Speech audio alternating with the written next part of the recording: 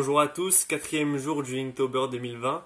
Aujourd'hui le mot n'a pas de traduction, radio c'est un mot transparent, c'est parti. Pour le mot radio j'ai eu diverses idées, forcément j'ai pensé à des personnes qui seraient par exemple en train de danser autour d'une radio. J'ai eu aussi l'idée cliché du mec qui a une radio sur son épaule, mais j'ai carrément changé d'angle, je me suis dit que j'allais dessiner un personnage qui utiliserait la radio comme source d'information. J'ai donc décidé de faire un personnage dans la force de l'âge qui serait en train de se désaltérer dans un bar en écoutant la radio.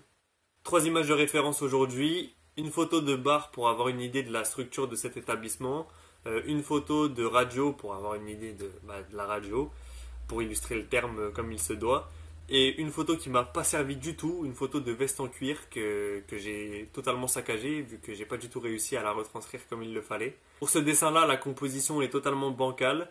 À part peut-être le regard du vieux qui est vers la radio, il n'y a pas grand chose, et encore j'ai pas pensé ça comme ça, donc... D'ailleurs c'est loin d'être mon dessin préféré, à part le visage du vieux qui est drôle et original, et peut-être le tabouret que je trouve assez bien fait. Il n'y a pas grand chose de bien fait dans ce dessin, le bar est un petit peu simple, en plus je me suis pas foulé, enfin j'ai vraiment fait des trucs assez simples, la morphologie de mon personnage est totalement éclatée, il n'y a vraiment rien qui va, ses jambes elles sont trop courtes, son corps entier est mal proportionné.